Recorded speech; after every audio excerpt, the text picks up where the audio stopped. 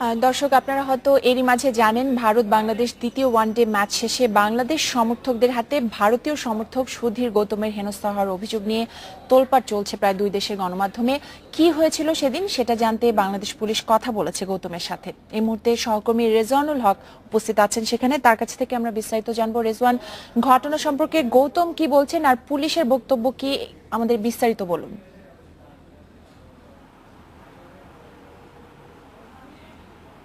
আসলে এই মুহূর্তে আমি দাঁড়িয়ে আছি মিরপুর একের যে প্রিন্স হোটেলটি রয়েছে, যেখানে গতকালকে আপনি জানেন যে গতকালকে একটি ঘটনা ঘটেছিল মিরপুর খেলা দেখতে গিয়ে, যে ভারতের একজন সমর্থক যিনি গৌতম কুমার সুধীর কুমার গৌতম যিনি নাজেহাল হয়েছেন এমন অভিযোগ উঠেছে। ঠিক আমি এখন তার রুমেই আছি, যিনি যে হোটেলটিতে অবস্থান করেছেন প্রিন্স হোটেল, সেখানে আমি অবস্থান করছি। আমি কথা না বাড়িয়ে এই মুহূর্তে চলে যাব তার আসলে আসলে কি ঘটনাটি ঘটেছিল সেটি জানার জন্য আমি কথা বলছি গৌতমের সাথে। Mister Gautam, what happened yesterday, what incidents you observe जब इन आवर कंट्री? जब मैच खत्म हुई, बांग्लादेश टीम जीती, तो हम काफ़ी बांग्लादेश दर्शकों के बीच घिर गए। फिर एक ने मुझे धक्का दिया, फिर वहाँ से हम सोचे कि अब तो मेरी टीम मैच हार गई। फिर मैं ग्रैंड स्टैंड से नीचे आए। जब गेट नंबर 2 से बाहर के लिए गए तो गेट पूरी ब्लॉक थी, पूरी पब्लिक का जमावड़ा था। फिर मैं वहाँ से भाग के 1 नंबर गेट पे गए। 1 नंबर गेट से जैसे ही बाहर निकले तो वहाँ पे मेरी थैली पड़ी हुई थी सैलून में, जहाँ पे ये हेयर कटिंग करते हैं। तो मैंने सैलून वालों को अपना बैग दे दिए थे। मैच खत्म होने के बाद मैंने जैसे बैग लेने गए, सारे पब्लिक मेरे पीछे दौड़ गए। फिर सैलून वालों ने मुझे अंदर करके वो शटर गिरा दिए। 10 मिनट तक तो मेरे शटर के अंदर रहे। जब पब्लिक कम हुई फिर उन्होंने बैग दिए, फिर पब्लिक आ गई तो पूरे धकेलने लगे। अच्छा, is there anyone beat hit you और is there anyone insult you? हाँ, आपको जब कोई मारा?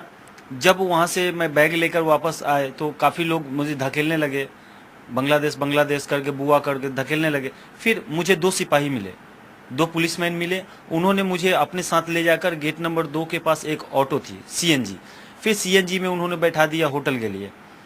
तो मैंने अपने मित्र विनोद लंबा जी से बात की तो वो बोले कि ठीक है सुधीर तुम मेरे आपको कोई मारा? नहीं, मारा नहीं, धकेलने के बाद जब पुलिस वालों ने साथ में ले गए, सीएनजी में बैठा दिए। सीएनजी में बैठाने के बाद उन्होंने सीएनजी के ऊपर डंडे चलाए और पत्थर मारे। तब तक सीएनजी भी उसका कुछ पर्दे फट गए, उनका भी नुकसान हुआ और उन्होंने मुझे होटल ड्रॉप किए। Is there any injured in your body और anyone hit you openly? No, जब मैं ऑटो में बैठ गया तो ऑटो की गेट आपके बंद हो शरीर गई। में कोई नहीं। जख्म? कोई खरोच, कोई जख्म नहीं, सिर्फ धकेले फिर उठ गए। लेकिन जब ऑटो में बैठे तो गेट लॉक कर दिए। गेट लॉक करने के बाद भारतीय गणमाध्यम जो बोल रहे हैं जो आपको कोई मारा, नजल क्या, ये ठीक है कि नहीं, हमें तो पहली बार, ये तो मैं 8वां, ये ठीक है कि नहीं? आपको नहीं आपको नहीं। कोई नहीं मारा? नहीं मारा, नहीं धकेल दिया। लेकिन नो वन इंसल्ट यू और no one hit your body? No, मेरा पैंट खींचा, मेरा इंडियन फ्लैग आपका खींचा। बॉडी में कोई हिट किया, को मारा? नहीं, हाथ तो उठाया, डंडे भी उठाया, लेकिन मारा नहीं। जब ঠিক जब আপনি যা শুনেছেন যে তাকে শারীরিকভাবে কোনো রকম নাজেহাল করা হয়নি, তিনি একটু ভয় পেয়েছিলেন। তো এই ব্যাপারে আমরা আরো কথা বলছি মিরপুর থানার যিনি এডিসি আছেন মাসুদ আহমেদ, আমি তার সাথে এই মুহূর্তে আবার সরাসরি কথা বলছি। তো মাসুদ ভাই, কালকে আপনারা তো সেখানে ডিউটিতে ছিলেন, তো আসলে কি ঘটনাটি ঘটেছিল এবং গৌতম আপনাদের কাছে এসে জানিয়েছিলেন যে, এবং তিনি যেমনটি বলেছেন যে তাকে কেউ মারেননি, কিন্তু অভিযোগ উঠেছে যে তাকে শারীরিকভাবে লাঞ্ছিত করা হয়েছে, এই ধরনের একটি অভিযোগ উঠেছে। তো এই ব্যাপারে আপনার সত্যতা কতটুকু? সেও ইতিমধ্যে স্বীকার করেছে যে তাকে কেউ শারীরিকভাবে লাঞ্ছন করে, সে ভয় পেয়েছিল এবং দৌড়ে এসেছিল, এই ধরনের ঘটনাটি আসলে ঘটেছে। তো এই ব্যাপারে আপনি কি দেখেছেন এবং কতটুকু সত্যতা আছে? ধন্যবাদ। আসলে কালকে যখন বাংলাদেশ জিতে যায় তখন আপনারা সবাই নিশ্চয়ই দেখেছেন যে গ্যালারি থেকে শুরু করে বাইরে পর্যন্ত সব জায়গায় বাংলাদেশি মানুষের যে আনন্দ, আবেগের উচ্ছ্বাস ছাপিয়ে পড়ছিল। তখনই উনি যখন বেরোচ্ছিলেন তখন ওনাকে ইতিমধ্যে উনি খুব প্রসিদ্ধ হয়ে গেছেন আমাদের দেশে, সবাই ওনাকে চিনে ওনার গেট আপের জন্য বা ওনার এই সমস্ত কারণে।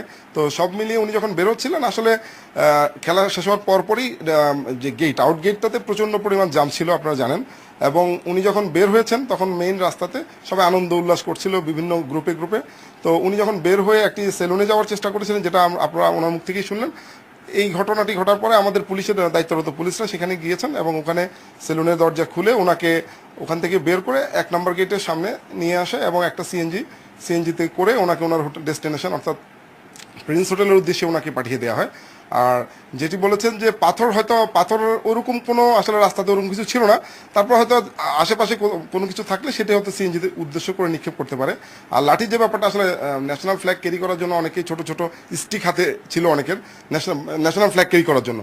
ওগুলো আসলে ওইরকম লাঠি বলা যাবে না, ওটা হচ্ছে ছোট ফ্ল্যাগ ক্যারি করার যে ছোট ছোট স্টিকগুলো, এগুলো দিয়ে যে যার মতো করে করেছে। বাট এটাকে অ্যাকচুয়ালি ওনাকে অ্যাটাক করার উদ্দেশ্য, আমরা যেটা আমাদের যেটা মনে হচ্ছে অ্যাটাকিং উদ্দেশ্য না, আসলে এটা হচ্ছে একটা মানে বাঁধভাঙা যে উচ্ছ্বাস, সেই উচ্ছ্বাসেরই একটি পর্যায়ে এরকম একটি ছোটখাটো একটা ইনসিডেন্ট হয়েছে, যেটা আসলে অনাকাঙ্ক্ষিত একটা বিষয় সেখানে হয়েছে। তো এইখানে যে অভিযোগটি উঠেছে যে তাকে লাঞ্ছিত করা হয়েছে বিভিন্ন ভারতীয় গণমাধ্যমে বলা হচ্ছে, তো এই বিষয়টি কি কতটুকু সত্যতা? আমরা তো তার সাথেও কথা বললাম যে তাকে কেউ শারীরিকভাবে কোনো লাঞ্ছনা করেনি, যে তিনি ভয় পেয়েছিলেন বা বাংলাদেশি যারা সমর্থক আছেন তারা উল্লাস করছিলেন, সেই ব্যাপারে আসলে তিনি ভয় পেয়ে সিএনজি নিয়ে চলে আসছিলেন। তো এই অভিযোগটি, যেমন অভিযোগটি বলা হচ্ছে যে তাকে লাঞ্ছনা করা হয়েছে, তো সেই ব্যাপারটি একটু বলেন যে আসলে এটি কি সত্যি, কি তাদের যে অভিযোগটি আছে সেটি কি সঠিক কিনা? এটা আসলে অনেকেই যখন আনন্দ উচ্ছ্বাস প্রকাশ করছিল, উনি যেহেতু হিন্দিতে কথা বলেন, অনেক বাংলা শব্দ আছে যেটি আসলে উনি জানেন না। যেহেতু এখানে অনেকে গ্রুপ করে করে অনেক স্লোগান দিচ্ছিলেন এবং অনেকেই কেউ তার দিকে আসছিলেন, তো ওনার মনে একটা ভীতির সঞ্চার হতেই পারে, এটা অস্বাভাবিক কিছু না। বাট এটাকে আসলে ওনাকে মারার উদ্দেশ্য করে এখানে আসছে, এটা আসলে আমরা স্বীকার করবো না, বা এরকম ঘটনা ঘটেও নাই। যেটা আমরা ঘটনা ঘটার পরপরই আমরা ওনার সাথে যোগাযোগ করেছি, যে উনি নিজেও স্বীকার করেছেন যে ওনাকে মারা।